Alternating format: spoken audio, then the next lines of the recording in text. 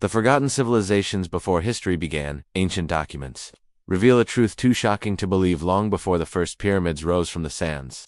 Before Mesopotamia carved its first symbols in clay, there were whispers of civilizations that time refused to remember. Who were they? How did they live? And why did their entire existence vanish, leaving behind only fragments, myths, and strange symbols that archaeologists still can't explain? Some call them legends. Others say they're remnants of a forgotten human chapter, one erased not by chance, but by purpose. From mysterious fossils buried deep beneath modern cities, to ancient Sanskrit verses in the Vedas that describe flying machines and cities of light, every clue draws us closer to a truth that feels both ancient and impossible. And tonight, we'll journey through those forbidden pages of history, uncovering the forgotten civilizations before history even began. So before we open the first chapter, take a moment, hit like, subscribe, and share this story with those who believe that history is far older than we were ever told. Echoes before time, the forgotten world beneath our feet. Imagine this, you standing on solid ground. But what if beneath your feet lies not just soil and stone, but the remains of entire civilizations, older than the continents themselves? It's a haunting thought, isn't it? For every layer of earth we peel back, we not just uncovering fossils and bones, we unearthing forgotten chapters of a story that may be far older and far stranger than history dares to admit. Scientists tell us that human civilization began roughly 10,000 years ago, with agriculture, pottery, and small settlements. But what if that's only the most recent chapter in a much longer book, one written, erased, and rewritten across millions of years? Take a moment to picture this. Long before Sumer or Egypt, before the ice sheets melted and gave birth to our modern world, there may have been people or beings walking these same lands, not primitive, but advanced. Builders, thinkers, dreamers. If you listen closely to the earth, you can almost hear them, the faint echoes of time, whispering through stone and sediment.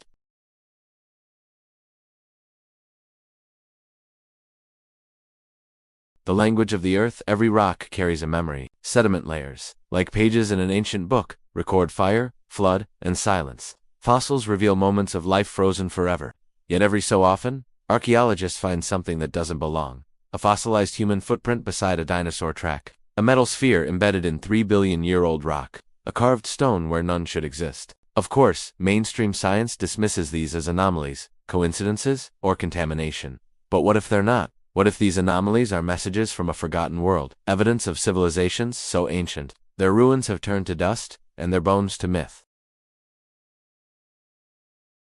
In the 1970s, miners in South Africa discovered perfectly round metallic spheres, some with tiny grooves etched around their equators. Geologists dated the rock they were found in to nearly 3 billion years old. No one can explain who or what could have made them. Are these natural formations? Or the fingerprints of a civilization lost beyond memory? When you look at the scale of Earth's history, 4.5 billion years, humanity's known existence is barely a breath. So isn't it strange to assume that we were the first intelligent beings to rise? A hidden timeline. Our current historical model is comfortable. It tells a clean, linear story, from stone tools to smartphones. But the Earth rarely tells simple stories. It tells layered ones, chaotic, fragmented, and full of interruptions. Volcanic eruptions, asteroids, magnetic reversals, mass extinctions, each event wiped the slate clean. Yet, life always returned, often more complex, more intelligent. Could civilization itself be cyclical too? Could there have been others before us? Their cities now buried beneath oceans, their memories fossilized into myth? Even ancient records hint at this. The Vedas, some of the oldest spiritual texts known to man, describe cycles called yugas, vast epochs, where humanity rises to enlightenment, only to fall again into darkness before starting anew. According to them, countless worlds have come and gone before ours. Is it myth or memory? Unearthing the impossible. In 1889, near Nampa, Idaho, workers drilling a well nearly 100 feet underground found a tiny, skillfully carved clay figurine of a woman. The layer it was found in dated to the Pleistocene, nearly 2 million years ago. Who carved it? How did it get there? The official response: it must have fallen in by accident. But could an accident really explain such precision, such deliberate craftsmanship, from a time when humans were supposedly still learning to control fire? Then there's the London hammer, a hammerhead made of iron, encased in a rock formation estimated to be over 100 million years old. If true, it means that someone, long before the dinosaurs vanished, had already learned to forge metal. These aren't isolated discoveries. Dozens of out-of-place artifacts have been catalogued worldwide, impossible relics that science politely ignores. Each one is a whisper from a forgotten time. Fossils that shouldn't exist deep beneath the Earth's crust. Fossils tell stories older than language.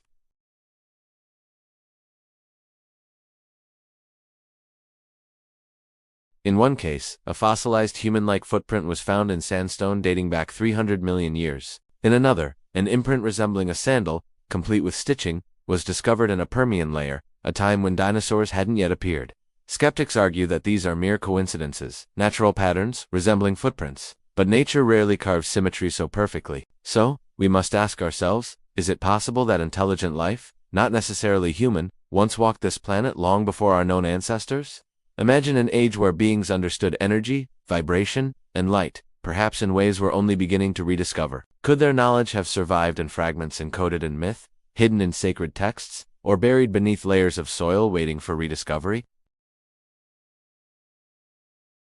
The great amnesia the earth remembers, but we, it seems, have forgotten. Every great flood, every cataclysm, every meteor strike wiped away not just life, but memory. Civilization after civilization gone. Perhaps that's why so many ancient cultures speak of the First Age, the Golden Era, or the time before the flood. The Sumerians told of the antediluvian kings, who ruled for tens of thousands of years before the Great Deluge. The Egyptians spoke of the Zeptepi the first time, when gods walked among men. And the Vedas describe an era of Apinyahara, when knowledge was pure and infinite, and humans lived in harmony with the cosmos.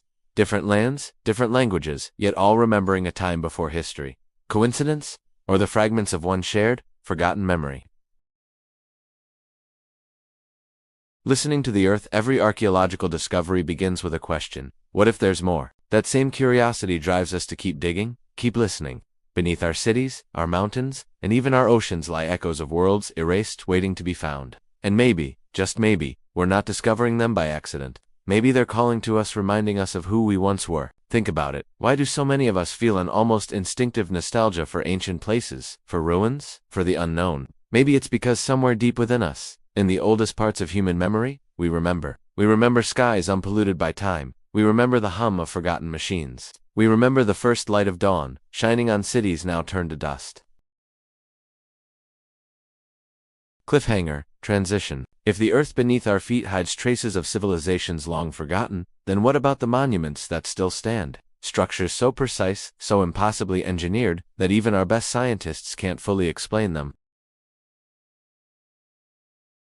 Could they be the surviving fingerprints of those ancient builders? The proof that history didn't begin, but began again. In our next chapter, we'll journey to the impossible structures that defy logic, and the ancient technologies that built them. The lost builders' structures that shouldn't exist if Chapter 1 taught us that the Earth itself holds echoes of forgotten worlds. Then Chapter 2 brings us to what remains, the impossible architecture left behind, standing in silent defiance of time, because scattered across the planet are monuments, temples, and megaliths, so ancient and so technically advanced, that modern engineers still scratch their heads. Some weigh hundreds of tons, cut and fitted so precisely that not even a human hair could slip between their stones. And yet, they were built by civilizations we're told were barely out of the Stone Age. So, how is that possible? How could humans, without machines, lasers, or even iron tools, create works of such staggering perfection? Or is it possible that these people weren't building from scratch, but rebuilding, preserving the blueprints of a civilization that came before them? The pyramids, not just Egyptian. Let's start with the most iconic, the Great Pyramid of Giza. For centuries, it has stood as the ultimate symbol of ancient ingenuity. But the deeper we look, the stranger it becomes. Each block weighs between 2 and 80 tons. Somehow, over 2 million of them were placed with such precision that the pyramid is aligned almost perfectly with true north, off by less than 1/20th of a degree. Its base forms a near-perfect square, with sides differing in length by just a few centimeters, and its internal passages, air shafts, and hidden chambers are aligned astronomically, pointing toward specific stars in Orion's belt, a constellation sacred across ancient cultures. How could people working with copper, chisels, ropes, and manpower have achieved something even modern cranes would struggle with? Mainstream archaeologists insist it was pure human effort, but a growing number of engineers and historians suggest otherwise. That the pyramid might be far older than we think, built not by the Egyptians we know, but by a forgotten culture that predated them by thousands, perhaps tens of thousands of years. The Greek historian Herodotus, writing in 450 BCE, claimed the Egyptians themselves told them they did not build it, they merely maintained it. And if that's true, then who did? Global echoes of the same builders travel halfway around the world to Peru, and you'll find Sacsayhuaman, a fortress-like structure above Cusco. Its walls are composed of massive, irregular stones. each one fitting perfectly into the next, not with mortar, but with mathematical precision. Some blocks weigh over 300 tons, yet they interlock as if softened and molded like clay. The Inca people, when asked by Spanish explorers who built them, gave a simple answer: the gods did. Across the Pacific, on the island of Pohnpei, lies Nan Madol, an ancient city built entirely on a coral reef, with more than 250 million tons of basalt columns. No one knows who built it, how they transported the materials, or why it was abandoned. Even local legends call it the City of the Gods. From Baalbek in Lebanon, where stones weighing 1,200 tons were somehow moved uphill and stacked like Lego bricks, to Puma Punku in Bolivia, where laser-like precision cuts appear on 14,000-year-old stones, the same question arises. Were these isolated miracles of architecture, or connected remnants of a global civilization long forgotten? Patterns across the world. Look closer, and you'll start to see patterns. Across continents, ancient structures share similar alignments, often with the stars, solstices, or equinoxes. The pyramids of Giza, Teotihuacan in Mexico, and Angkor Wat in Cambodia all mirror constellations visible around 10,500 BCE, a time when mainstream history says civilization didn't yet exist. Coincidence, or evidence of a shared astronomical knowledge that survived global catastrophe? Even the building methods seem strangely consistent. Megaliths around the world use polygonal masonry, large, irregular stones fitted together like a three-dimensional puzzle. No mortar, no gaps, no collapse, even after thousands of years of earthquakes. How could cultures separated by oceans and millennia develop the same advanced techniques? Unless, of course, they inherited them. Whispers of an older technology. There are hints, just whispers, that the ancients may have used technologies lost to time. Not digital, not electronic, but natural technologies: vibration, resonance, magnetism, and sound. In the Vedas, ancient Indian texts describe vimanas, flying machines powered by Shakti, or spiritual energy. They also speak of Sthapatya Veda, the science of sacred architecture, where vibration and proportion connect the structure to the cosmos. Could it be that these megalithic builders used frequency to lift or soften stone? Experiments by modern researchers show that intense sound waves can, in theory, levitate small objects. If knowledge of resonance once existed, passed down from a prehistoric era, it might explain how those massive blocks were moved so effortlessly.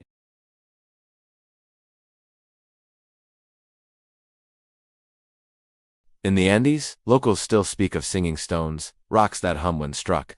In Egypt, temple walls are said to vibrate when the right tones are chanted. Coincidence, or the echo of an ancient science we barely remember? The builders who vanished. So who were these master builders? Were they early humans, geniuses of geometry and stone? Or were they the descendants of a civilization erased by cataclysm, survivors of what many traditions call the Great Flood? In nearly every ancient culture, there's a flood story. In Sumer, it's the tale of Ziusudra, the man who survived a deluge sent by the gods.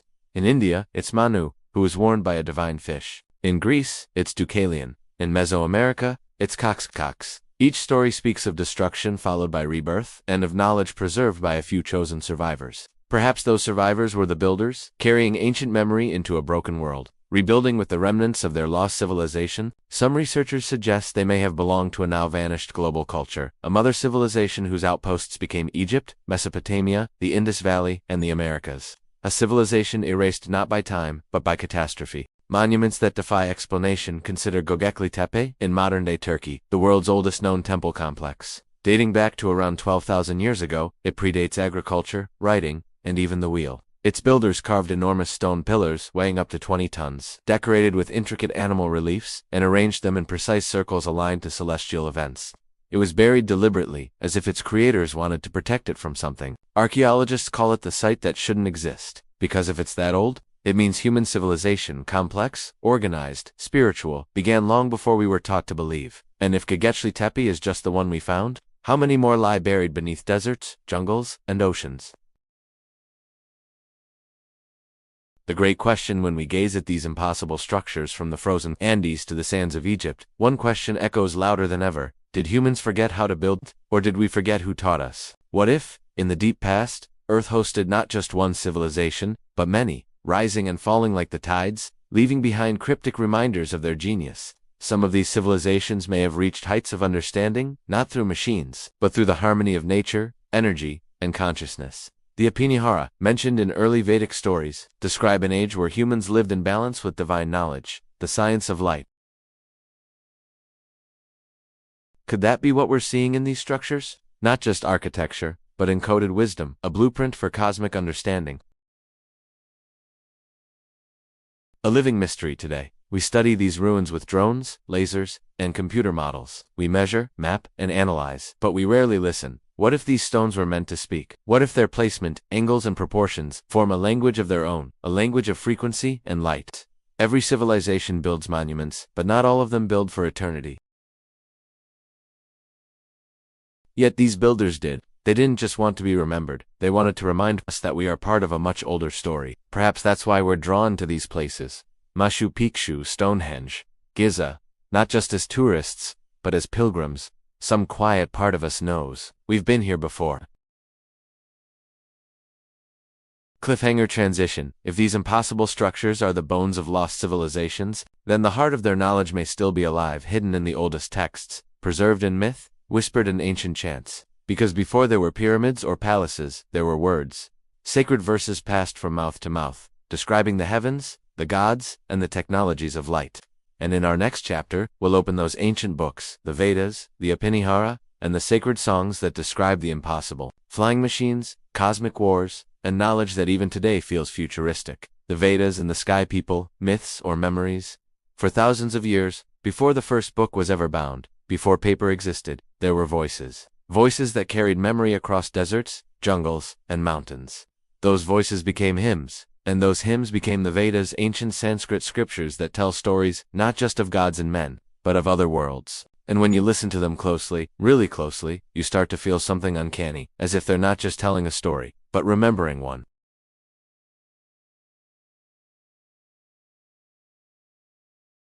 Whispers of an impossible past. The Vedas, Rig Veda, Shahud Veda, and Atharva Veda are believed to be over 3,000 to 5,000 years old, though oral traditions suggest their roots could reach far deeper into prehistory. But within these hymns, there's language that doesn't fit the image of a primitive Bronze Age world. They speak of vimanas, flying chariots that move through the sky with a thunderous sound, glowing like the sun. They describe weapons that unleash the power of fire and light, a single projectile charged with all the power of the universe. Sound familiar? To modern ears, it almost echoes descriptions of aircraft, rockets, even nuclear explosions. Yet these are not 20th century inventions. They were verses written thousands of years before recorded civilization began. Could they be imagination, or are they memories of a time when ancient people witnessed something they could not explain? The sky people and the gods in the Vedas and later texts like the Mahabharata and Ramayana. The gods, called devas, descend from the heavens in radiant vehicles. They battle in the skies.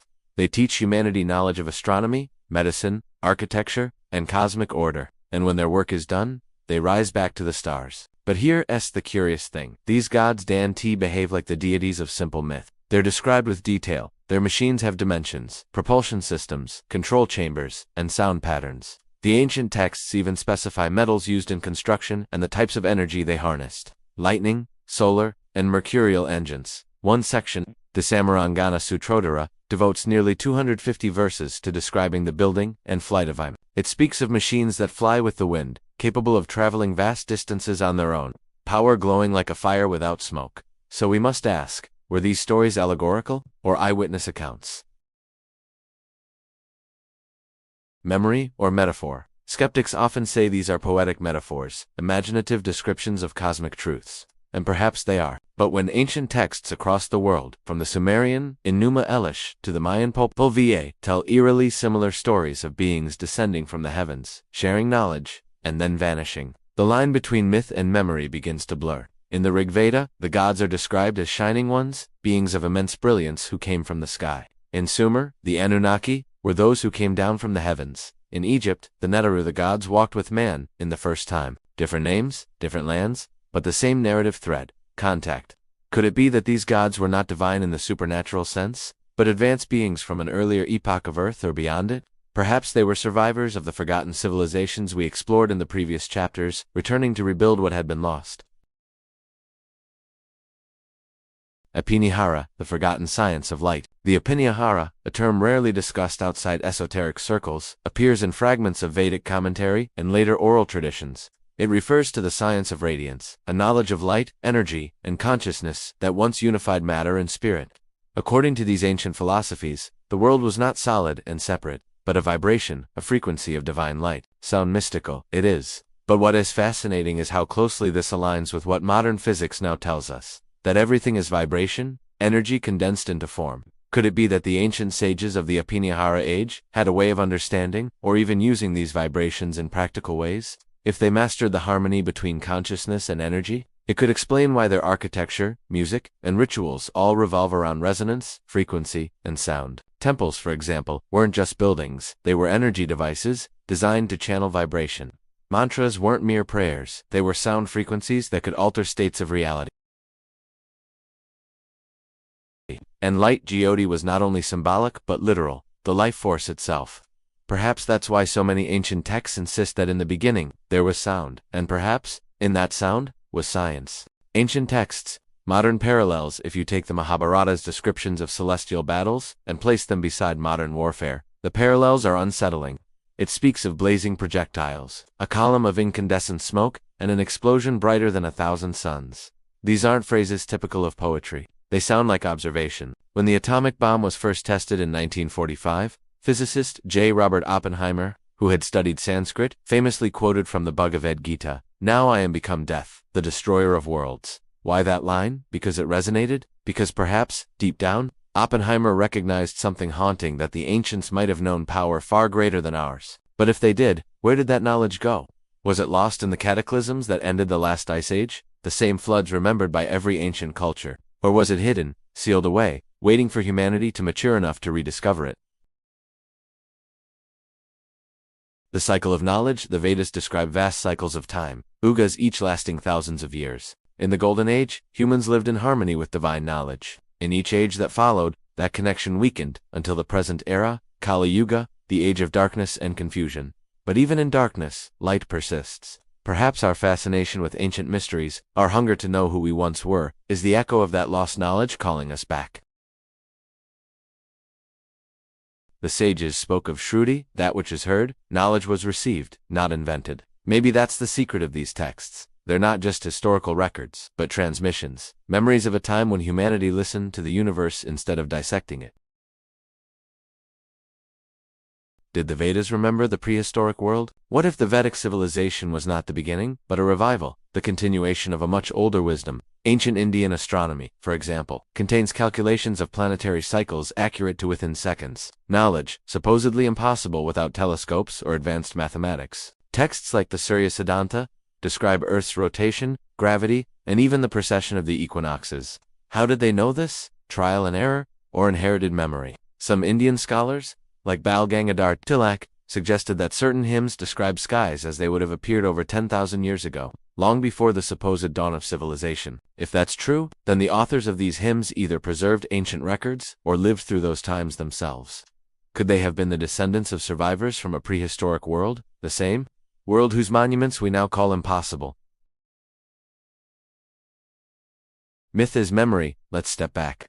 Maybe these aren't tales of alien visitors or lost empires. Maybe they read something even more human, the memories of ancestors trying to describe a world before theirs collapsed. Imagine a small group of survivors watching stars from mountain refuges after global catastrophe. They remember their ancestors' machines, their cities, their lights, but as generations pass, technology turns to legend, legend turns to myth. By the time their descendants put those stories into verse, the machines have become Vimanas and energy has become divine fire. So maybe myth isn't fantasy, maybe it's memory in disguise. A living legacy today. Millions still chant the same verses that were once sung under open skies thousands of years ago. Each mantra is a vibration, a living echo of a time when sound was sacred. The rhythm, the repetition, the breath, they aren't just ritual, they're remembrance. Even if the Vimanas never flew, even if the sky people were poetic metaphors, the message remains clear. Humanity once reached for the stars, not with rockets, but with consciousness. And maybe, in some profound way, we're still trying to return there. Cliffhanger transition. But if the Vedas and Apinihara preserve the memory of that ancient knowledge, then what about the evidence, the physical remains that might still lie beneath the seas? Because scattered across the ocean floor are ruins that seem to confirm the story's drowned temples, roads, and cities that predate history itself. Could these be the lost homes of the Sky People, the cradle of humanity's first great age? In the next chapter, we dive beneath the waves to uncover the underwater kingdoms, the drowned empires of prehistory.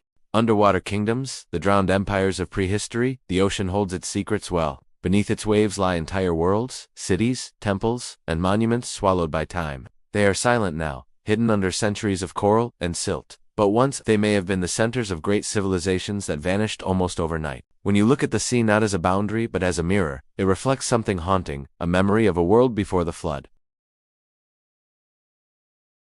The Great Flood, myth or memory, every culture remembers it. The Bible calls it the deluge. In Sumer, it was Zeosudra's flood. In India, it was the legend of Manu and the fish that warned him. In Greece, it was Deucalion and Pure. The Maya, the Inca, the Aboriginal Australians, all tell of a time when the seas rose and the world drowned. But what if these were not merely myths? What if they are fragments of a real event, a catastrophe so vast that it erased almost everything before it? Around 12,800 years ago, at the end of the last ice age, the world's climate changed violently. Glaciers melted. Sea levels rose over 120 meters. Entire coastlines disappeared. Millions of square kilometers of land were swallowed by the sea. That's not myth. That's science. And it perfectly matches the timeline remembered by ancient legends. So the question becomes, what was lost beneath those waters?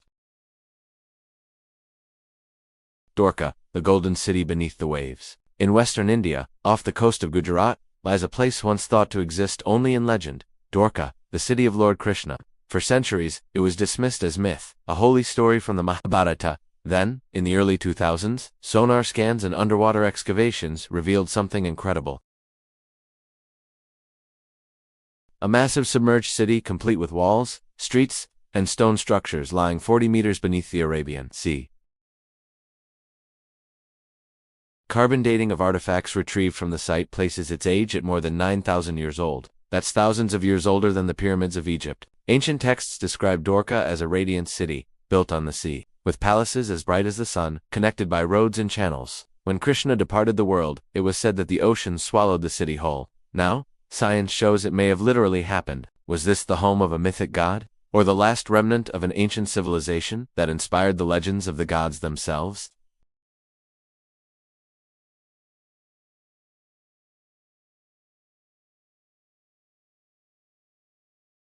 The lost world of the Indian Ocean far to the south, between India and Sri Lanka, there's another legend, Kumari Kandam, the sunken land of the ancient Tamil people. According to Tamil texts, it was a vast continent stretching far into the Indian Ocean, the cradle of an advanced culture that was lost to rising seas. Western scholars once dismissed it as myth, a South Asian Atlantis, but marine geology tells another story. When sea levels were lowered during the Ice Age, the area around the Gulf of Mannar was dry land, connecting India and Sri Lanka. Ancient riverbeds, now submerged, show signs of settlement, pottery shards, stone tools, and mysterious foundations buried in the seabed. Could this have been the real Kumari Kandam, a memory of a once thriving civilization erased by the ocean?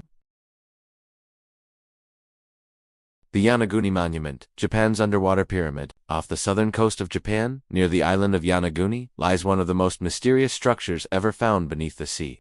Discovered in 1986, it is a massive series of terraced stone formations, rising nearly 25 meters high. Its sharp angles, carved steps, and precise alignments resemble a pyramid or temple complex. Some scientists claim it's a natural formation, but divers and researchers like Professor Masaki Kimura argue otherwise, pointing out clear right angles, flat planes, and even possible carvings resembling faces and symbols. If it's man-made, the monument would date back 10,000 to 12,000 years older than any known civilization. Who could have built it, when Japan was supposed to be populated only by hunters? The Yanaguni ruins hint at something extraordinary, that long before Egypt or Sukhtar, there may have been builders capable of cutting and shaping stone with precision we barely understand. The Caribbean connection, the flood myths are not limited to Asia.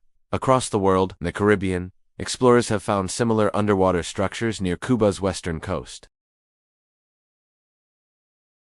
In 2001, sonar imaging by a Canadian-Cuban team revealed what appeared to be a city-like pattern of stone blocks and pyramids lying over 600 meters deep. The geometry was too organized to be random, with symmetrical shapes resembling roads and plazas. At that depth, the site would have been above water at least 12,000 years ago, matching the same cataclysmic period that ended the Ice Age. Was this a sister civilization to the ones in India and Japan? Or are we seeing the scattered remains of a single global culture destroyed in a global flood?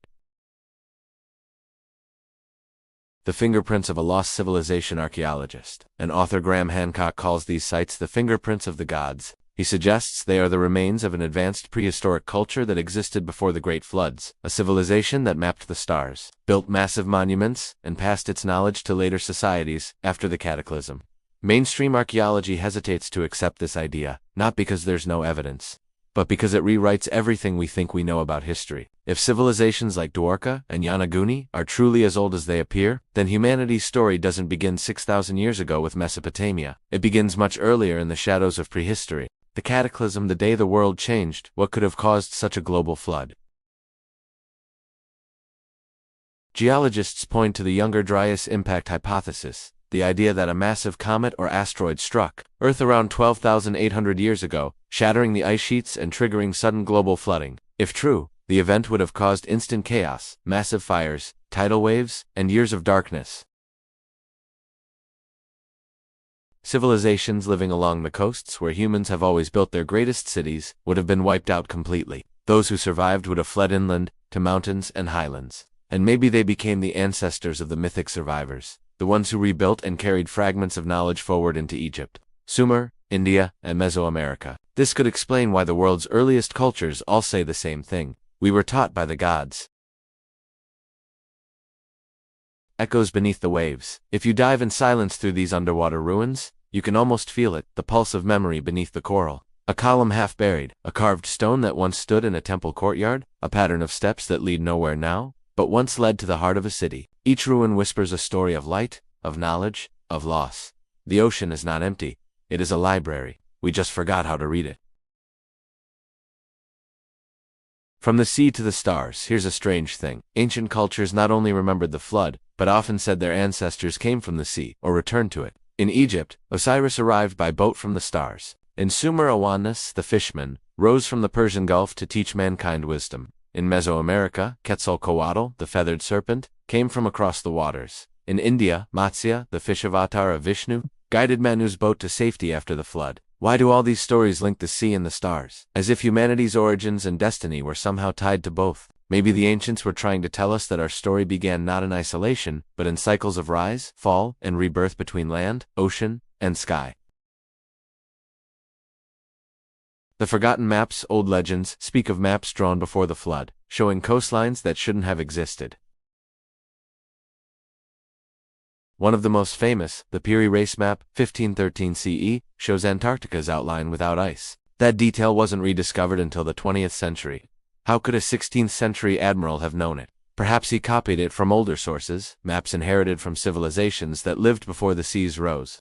If so, then these maps are fragments of memory from the drowned world, proof that someone, long ago, had already mapped the globe.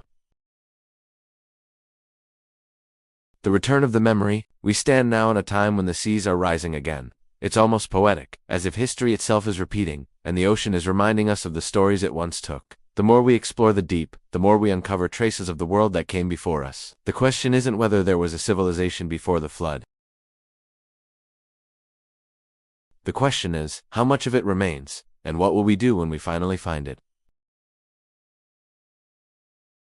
Cliffhanger transition because in ancient temples and megaliths that still stand above the sea, from Egypt to Peru. From Angkor to Stonehenge, we find the same signature: perfect stonework, astronomical precision, and myths of gods who came after the flood. Who were they? And could they be the survivors, the last keepers of a lost world? In the next chapter, we follow those survivors across continents to uncover the builders of stone, secrets of the megaliths, and the global grid.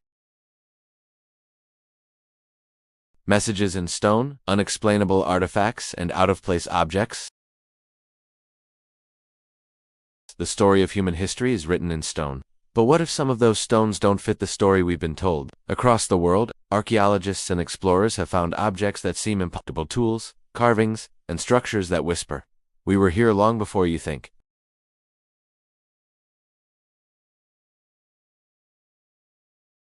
The hammer that shouldn't exist. Texas, 1934. A miner cracks open a slab of sandstone and inside, sealed within the rock, is a modern-looking hammerhead with a wooden handle partly turned to coal. Tests on the surrounding stone date it to more than 100 million years. How can a human tool be entombed in rock laid down when dinosaurs ruled the planet? Some scientists call it a geological oddity, others, an outright impossibility. But the image stays with you, a craftsman's hammer frozen in time, waiting for someone to notice. Is it proof of an earlier humanity, or of how little we understand deep time? The mysterious metal spheres of South Africa. In the mines of Klerksdorp, South Africa, workers discovered small metallic spheres with perfectly balanced grooves encircling them. They're made of pyrophile-light soft stone, yet the spheres themselves are far harder. Composed of an alloy nature shouldn't make on its own. One sits perfectly balanced on its axis in a museum display, as if designed to spin. Geologists date the surrounding rock to nearly 3 billion years old. Coincidence? A trick of nature? Or the fingerprint of an intelligence older than any fossil record? Engraved stones from Peru, the ICA mystery. In a quiet town south of Lima, thousands of black stones rest in drawers and boxers, each carved with scenes that shouldn't exist. People riding dinosaurs, ancient surgeries, and maps of the stars. They're called the ICA stones, and they divide researchers like no other artifact. Many are obvious fakes, carved to sell to tourists, but among them are pieces weathered with age and etched with an artistry that predates the modern hoaxers. Even if 90% are modern, what if 10% aren't? Could they preserve a faint echo of an older tradition, stories passed down from a time when memory and myth still mingled freely? The Bag of the Gods? From Sumer to Mesoamerica, ancient carvings show the same strange image. A godlike figure holding what looks like a small handbag. It appears on Assyrian walls, on Mayan stelae, even in the temples of Turkey's Göbekli Tepe. Coincidence or communication? The bag has no clear explanation. Some see it as a seed pouch, others as a symbol of knowledge, or a vessel of life. But its repetition across continents separated by oceans hints at a shared origin, perhaps the mark of travelers who carried not goods but wisdom. Were they mythic gods, ancient teachers, or survivors of the world that drowned? Carvings older than time. Göbekli Tepe, high on a hill in southeastern Turkey, half-buried pillars form circles that rewrite human history. Göbekli Tepe dates to 12,000 years ago, 6,000 years older than Stonehenge. Each T-shaped pillar weighs tons, carved with foxes, scorpions, and birds. Who built it and why? Archaeologists say hunter-gatherers raised it before farming even existed. But how did nomads carve, transport, and align such massive stones with cosmic precision? It's as if civilization appeared overnight, fully formed, no apprenticeship, no slow climb. Did someone leave behind a blueprint before the flood? The cosmic map of the Dogon in West Africa. The Dogon people tell of beings called the Namo, who came from the star Sirius, long before telescopes. Dogon priests described Sirius be a small, dense companion star invisible to the naked eye centuries before modern astronomy confirmed it. How did they know? Anthropologists call it coincidence. Others, cultural memory. Yet the Dogon story echoes across oceans. Visitors from the sky, teachers of farming, calendars, and the laws of balance. Was it myth, or a record from a forgotten scientific age? The pyramids of energy. Consider this. Pyramids appear everywhere: Egypt, Mexico, China, Indonesia, Sudan. Different people, different continents, same geometry. Why? The pyramid isn't just architecture, it's physics. Its shape stabilizes weight, channels energy, aligns with the sun. Ancient builders might not have used the word energy, but they understood resonance, vibration, and balance. It's as if someone long ago taught the universal language of form, a message in stone that says, "Remember who you are." When artifacts speak, every out-of-place object challenges the official timeline, and each challenge invites the same response: disbelief. Science demands proof, and rightly so. But absence of explanation isn't absence of truth. Imagine future archaeologists finding a smartphone fossilized in lava. Would they believe we existed if only one phone survived and all our cities were gone? Maybe that's what we're seeing, isolated remnants of an age erased by catastrophe, scattered like breadcrumbs through time. Bridging myth and science. The safest way to read these mysteries is not as miracles, but as messages. Every legend of lost worlds from Atlantis to Shambhala might preserve distorted memories of real events. Every anomalous artifact might be a reminder that human curiosity has deeper roots than we think. Science gives us data, myth gives us direction. Between them lies the story of us, unfinished, half-erased, still being written.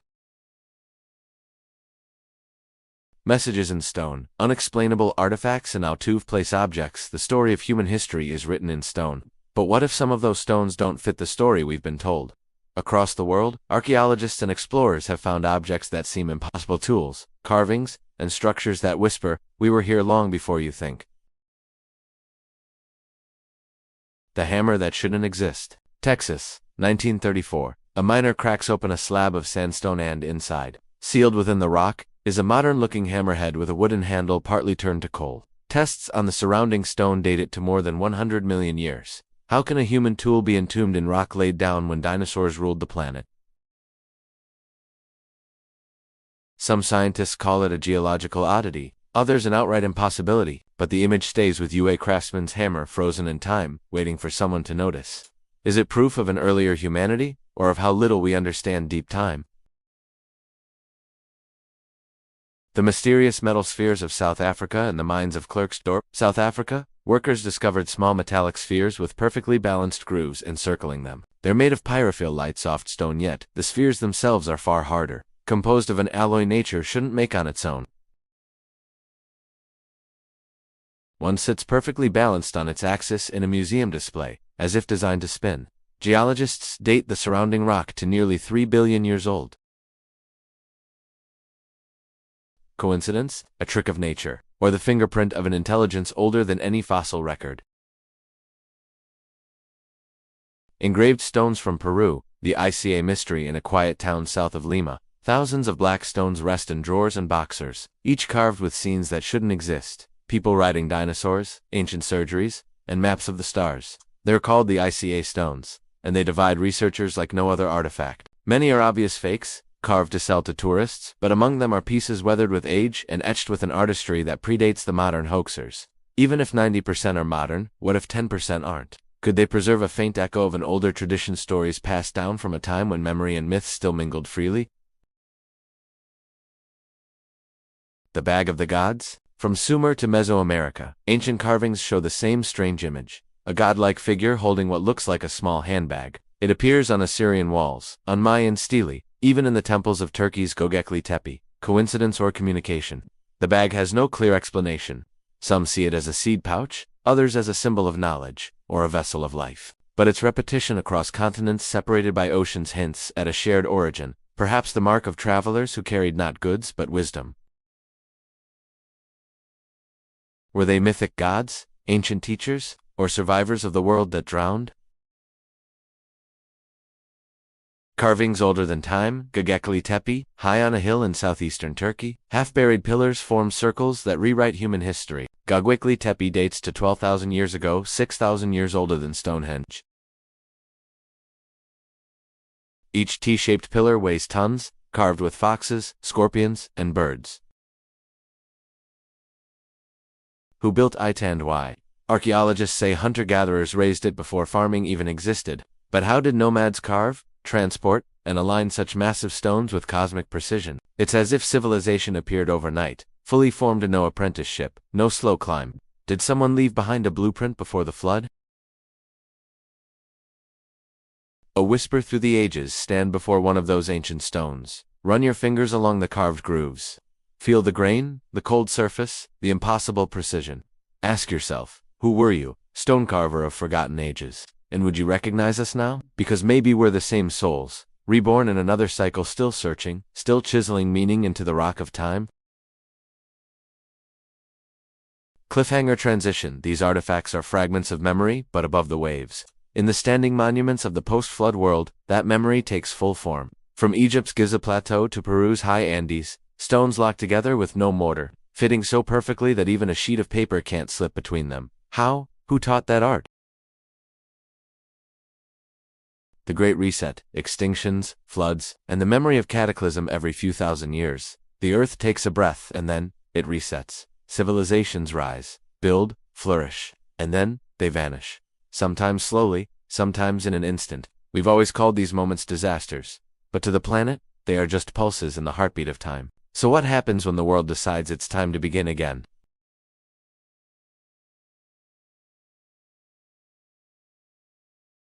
The fragile edge of time. Look back far enough, and you realize our entire history, from pyramids to skyscrapers, fits into a blink of the Earth's eye.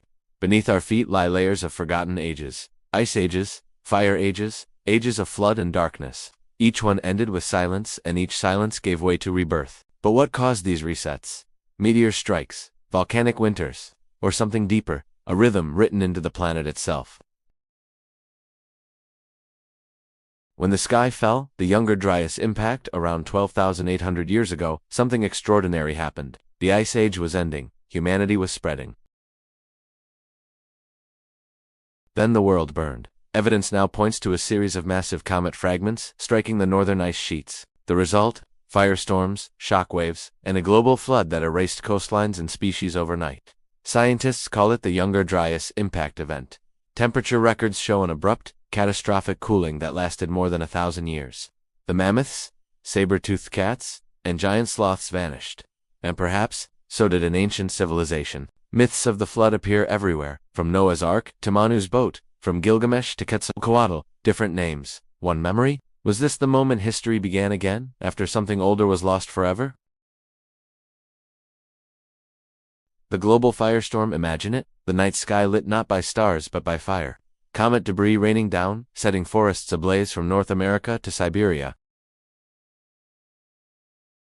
Ash darkened the sky for months, rivers boiled, sea levels rose hundreds of feet as the ice sheets melted almost instantly. And in that chaos, whatever had stood before cities, temples, entire worlds disappeared beneath water and time. Modern scientists see it in the sediments, a thin black line rich with platinum, nanodiamonds, and iridium, elements found only in cosmic impacts. That black line is a tombstone for an age the Earth tried to forget. The disappearing giants before the flood? The planet was full of giants. Not just mammoths and mastodons, but giant beavers, enormous sloths, birds taller than men. Then suddenly gone. Extinction didn't come like a whisper. It came like a thunderclap. The same layer that marks the flood also marks their end. And yet, cave paintings from France and Spain show these creatures side by side with humans. Did early humans witness the destruction? Did they pass down the memory in myth, in song, in the stories that became religion? The human shadow, if civilizations existed before the flood, they would have lived on coastlines just as we do today. And those coastlines are now under hundreds of meters of water. That means 90% of humanity's oldest cities, if they existed, are gone, drowned by the rising seas after the Ice Age ended. So when we say we have no evidence, maybe it's because we've been looking on land, while the past sleeps beneath the ocean. Every stone tool we find, every buried ruin, is just a whisper of something much larger, erased in the Great Reset. The volcano that darkened the sun sometimes. The destroyer doesn't fall from the sky, it rises from below. About 74,000 years ago, the volcano Toba, in what is now Indonesia, exploded with a force 10,000 times greater than Mount St. Helens. It threw ash across continents and blocked the sun for years. Global temperatures plummeted, crops died. The human population may have dropped to just a few thousand survivors, a near extinction. And from those survivors, all of us descend. Toba's eruption was not the first Great Reset. It was one of many proof that humanity walks a narrow path between creation and destruction.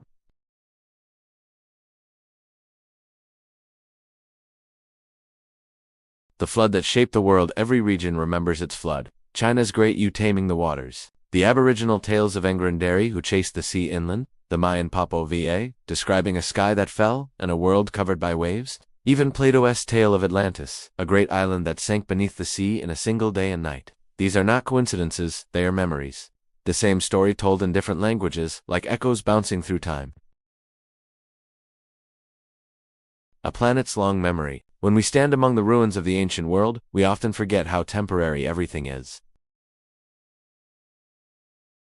Mountains crumble, seas rise, even continents drift. To Earth we are a brief experiment, an awakening that happens, fades, and happens again. Could it be that we're not the first human civilization, but the latest version, risen after countless resets? What if the fossils, the myths, and the strange out-of-place artifacts are remnants of those earlier cycles, hints left by our own ancestors from long before?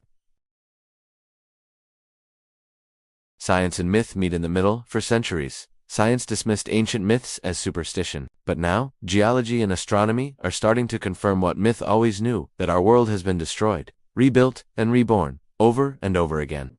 Each cataclysm doesn't erase everything. It leaves seeds, stories, survivors, knowledge hidden in caves, temples, and sacred texts. That's how memories survived the flood. Maybe that's why the Vedas speak of yugas, cycles of time that rise and fall like tides. Maybe that's why the Maya measured ages in suns, each one ending in fire or water. Every ancient civilization seems to remember, even if we don't. Are we next? Here's the uncomfortable thought. We are not immune. The same forces that ended the last world, asteroids, volcanoes, ice, fire, still circle above and sleep below. And as our own climate shifts, the Earth whispers again. Remember what happened last time. The ancients built monuments aligned with the stars. Maybe they weren't just celebrating the heavens, maybe they were warning us. A cosmic calendar, counting down to the next reset. The message of the ancients. What if the real lesson of the flood is not about punishment or apocalypse, but survival? Our ancestors, whoever they were, faced annihilation and still carried their stories through the dark. They built new cities. They taught their children. They remembered. That's why we have the myths of Atlantis, Manu, Noah, Deucalion, and the rest, not as fantasy, but as encoded memory. The ancients were not warning us to fear the end. They were reminding us that rebirth follows destruction. Cliffhanger transition because after the flood, after the fire, something new always emerges. The survivors, the watchers, begin again, and they build not from chaos, but from memory. The watchers of the skies' ancient knowledge of the stars after the waters receded and the fires died, silence ruled the earth. Humanity reduced to scattered tribes looked upward. The heavens became their library, their memory, their map. From that moment onward, the sky became scripture, and those who could read it became the watchers. The sky is a book of memory long before the first word was written on clay or papyrus. Stories were written in the stars. The ancients saw the sky as a mirror of the world below, a cosmic clock keeping the rhythm of time. When civilizations were wiped away by flood or fire, the heavens remained. The stars did not drown. They became the bridge between the old world and the new. Across continents, early cultures began mapping the stars with astonishing accuracy. The Nabta Playa stone circle in the Sahara predates Stonehenge by thousands of years and aligns with Orion's belt. The Göbekli Tepe pillars in Turkey depicts celestial constellations frozen in stone. In the Americas, the Temple of the Sun at Teotihuacan aligns perfectly with the Pleiades, the same cluster revered by the Maori, the Japanese Subaru, and the Greeks. Different worlds, same stars, same story. Coincidentia, a shared memory from before the cataclysm. The Orion mystery. Every ancient culture seemed obsessed with Orion. To the Egyptians, it was Osiris, the god of resurrection. To the Sumerians, it was the home of the Anunnaki, the watchers who came from heaven. To the Mayans, it was the cosmic hearth where creation began. But why Orion? The three pyramids of Giza align with the three stars of Orion's belt, not roughly, but with astonishing precision. Even the shaft inside the Great Pyramid points directly to Orion's star Alnitic, as if marking a cosmic date. It's as though the builders wanted to anchor their rebirth to the sky, preserving a message only the heavens could hold. Could these monuments be markers, coordinates left by survivors of the last world, guiding the next civilization toward remembrance? The hidden science of the ancients? Archaeologists still debate how such early people could measure the skies with such precision without telescopes, without computers, without mathematics as we know it. Yet somehow, the Mayan calendar calculated solar years more accurately than ours. The Sumerians knew of the precession of the equinoxes thousands of years before. The Hindu Vedas describe cosmic cycles spanning millions of years. It's almost as if the ancients inherited their astronomy rather than discovered it, as though someone or something had taught them to look up and remember. The teachers of heaven. Many myths describe beings who came from the sky to teach humanity after the flood. They go by many names: the Anunnaki of Mesopotamia, the Netters of Egypt, the Viracochas of the Andes, the Devas of India, the Shining Ones in Celtic lore. Each culture insists these teachers were not gods, but bringers of knowledge, architecture, agriculture, and astronomy. They appeared suddenly after catastrophe, then vanished as mysteriously as they came. Were they gods, ancient astronauts, or the last survivors of an older human world, refugees from the previous age? Encoded in stone after the Great Flood, writing was no longer safe. Paper burned, clay shattered, so the ancients turned to the only thing that could survive the next reset: stone. Göbekli Tepe, Giza, Machu Picchu, Angkor Wat, Stonehenge are giant stone libraries, encoded with astronomical and mathematical data. They point to solstices, equinoxes, lunar standstills, and star risings, cosmic events marking the rhythm of time and warning of future cycles. If the ancients feared another cataclysm, these monuments may have been built to tell us when it would come again. The Americas, subterranean secrets in Mexico, the Maya built tunnels connecting pyramids to rivers, thought to be symbolic entrances to the underworld. The Inca of Peru constructed hidden chambers beneath Machu Picchu and Cusco. Artifacts and carvings found in these chambers reveal advanced engineering and astronomical knowledge. It seems consistent. When disaster comes, survivors bury the knowledge, waiting for the world to be ready again. The guardians who protected these vaults. Histories mention priests, magi, and secret societies entrusted with sacred knowledge. They were the watchers, descendants, the keepers of stories, sciences, and maps. In India, the Nagas are said to have built underground cities to preserve wisdom from floods. In Europe, druids and monks hid scrolls in catacombs. Across the world, these guardians were the last line between memory and oblivion. Purpose beyond shelter. It's easy to think underground cities were defensive, but there's more. Some chambers were shaped for ritual resonance, aligning with stars, solstices, or the movement of planets. Some contained artifacts we cannot fully explain, metallic spheres, crystal tools, and devices that resemble ancient instruments of measurement. These were not mere hideouts. They were libraries of survival, encoding knowledge in ways designed to last millennia. The Great Connection. Notice the patterns. Megaliths aligned with stars above. Vaults and tunnels shaped to preserve knowledge underground. Artifacts scattered around the globe, often inexplicably advanced.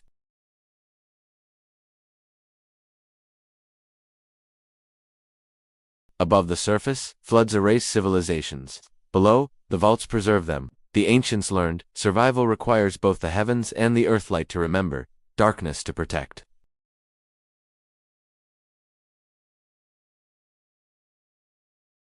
Lessons for today. Standing at the mouth of an ancient tunnel, you can almost feel the pulse of history. The walls hum with stories, the chambers echo with whispers. And you realize, this was never about hiding from invaders alone. It was about carrying knowledge across cycles, ensuring humanity could rise again. Perhaps that's why ancient myths speak of hidden cities of gold, secret libraries, and subterranean worlds. Atlantis, Shambhala, Agartha. Maybe they are not fantasy but memory encoded in stone, waiting to be rediscovered.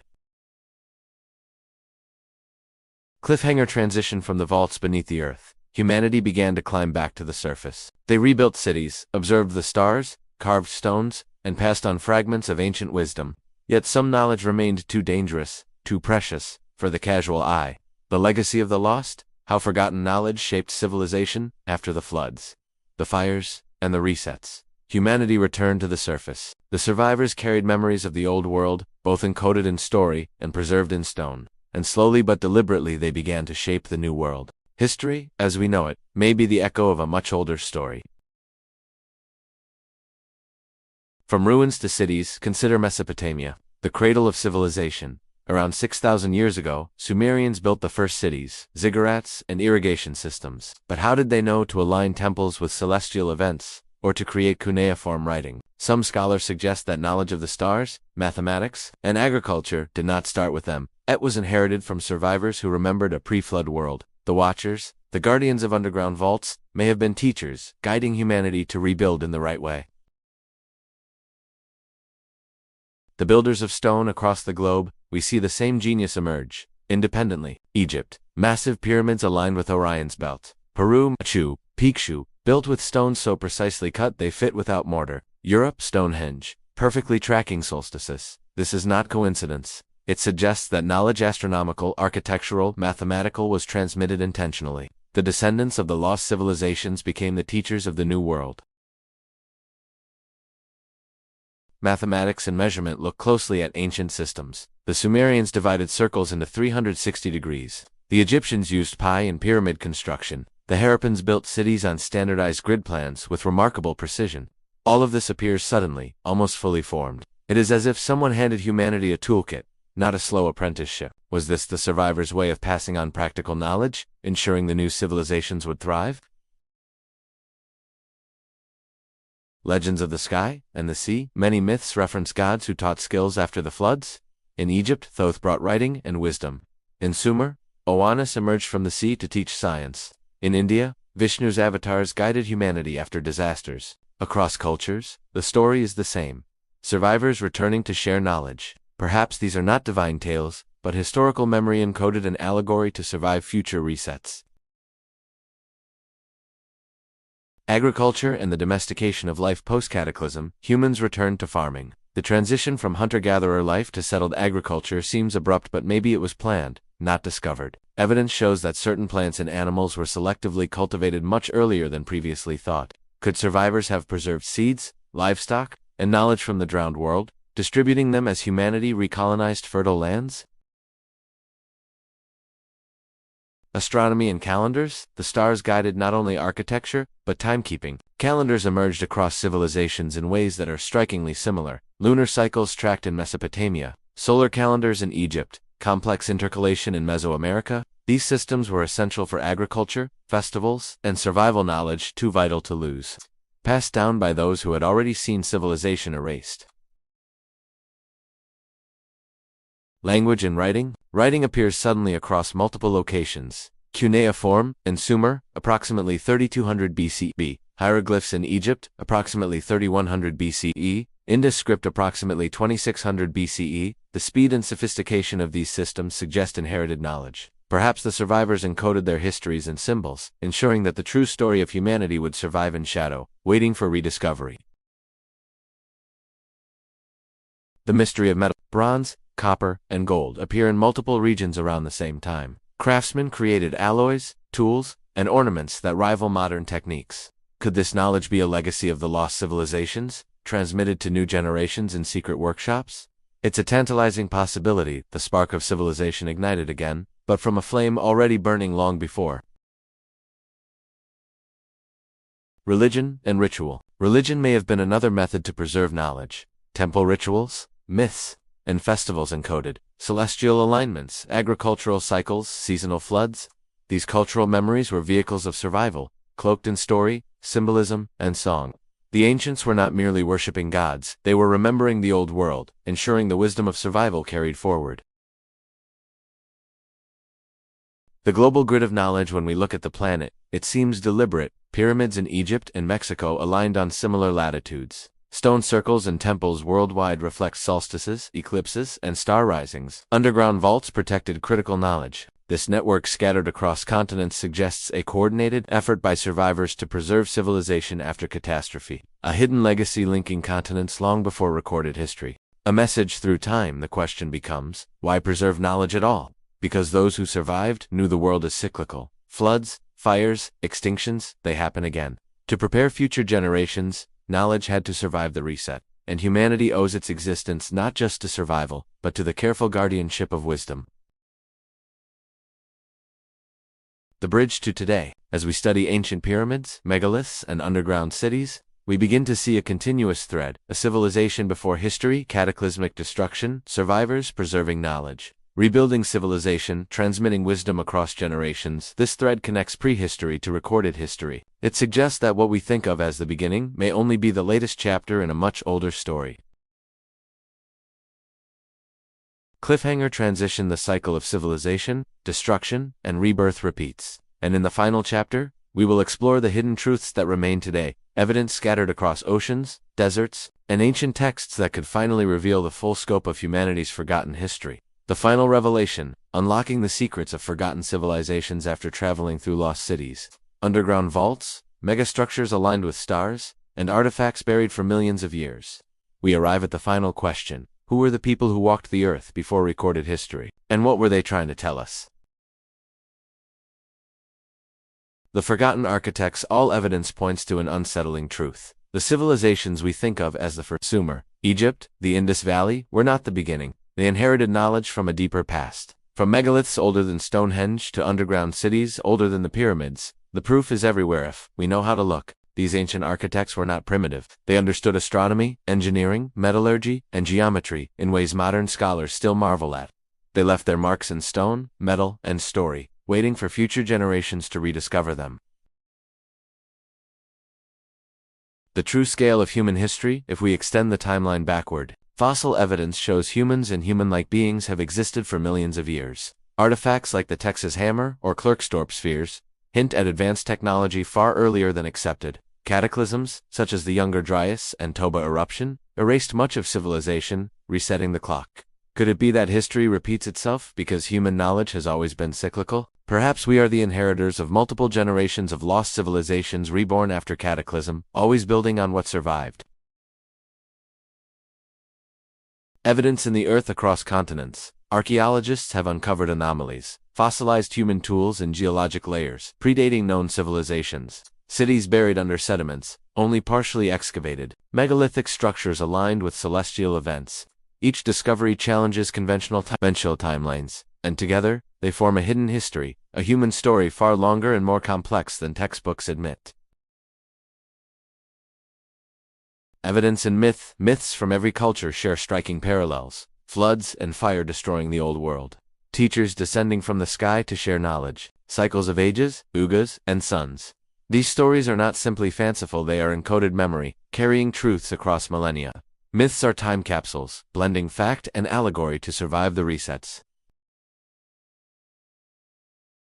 The role of knowledge keepers throughout time? Certain groups preserved what was critical: priests and magi, astronomers and engineers, guardians of underground vaults. Their task was monumental: carry humanity's accumulated wisdom across cataclysms. Without them, every flood, fire, or ice age would have meant oblivion.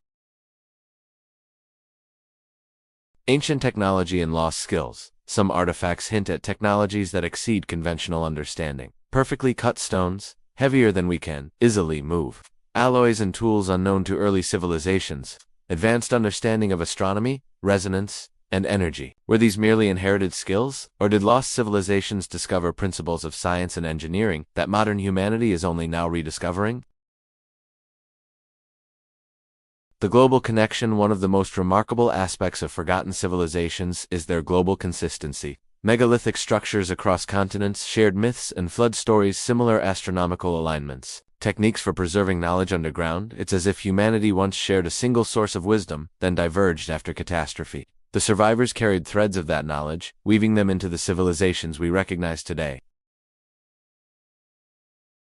Lessons for humanity today. If history is cyclical, what does it teach us? Knowledge is fragile and precious. Cataclysm is always possible. Preserving wisdom ensures survival. Perhaps modern society has inherited more than we realize. The architecture, mathematics, and storytelling traditions of civilizations we can barely imagine. And maybe it is our responsibility to safeguard what we have now for the future, and for the next cycle. A call to curiosity. The story of humanity is unfinished. New discoveries appear every year, artifacts that challenge accepted timelines, ruins that hint at lost knowledge, texts that whisper secrets of forgotten ages. We are explorers on the edge of memory. The questions remain. Who built the structures older than history itself? How much knowledge was lost in floods, fires, and resets? What wisdom from forgotten civilizations still waits for us to uncover? The answers are out there, waiting for the curious, the brave, and the seekers. The final thought, perhaps the greatest revelation, is this: humanity is not new. We are the latest chapter in a story millions of years in the making. Each catastrophe, each reset, each lost civilization is a layer in a hidden history, one that still shapes us, often without our knowing.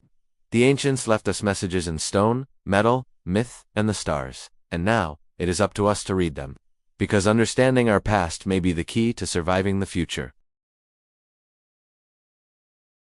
Closing. So, next time you gaze at the night sky, walk among ancient ruins, or uncover a story that seems impossible, remember this: humanity's history is far grander, stranger, and more inspiring than we have ever been told. The forgotten civilizations before history began are not going to live on in us, in our knowledge, and in the mysteries waiting to be rediscovered. The question remains: will we heed their message before the next cycle comes?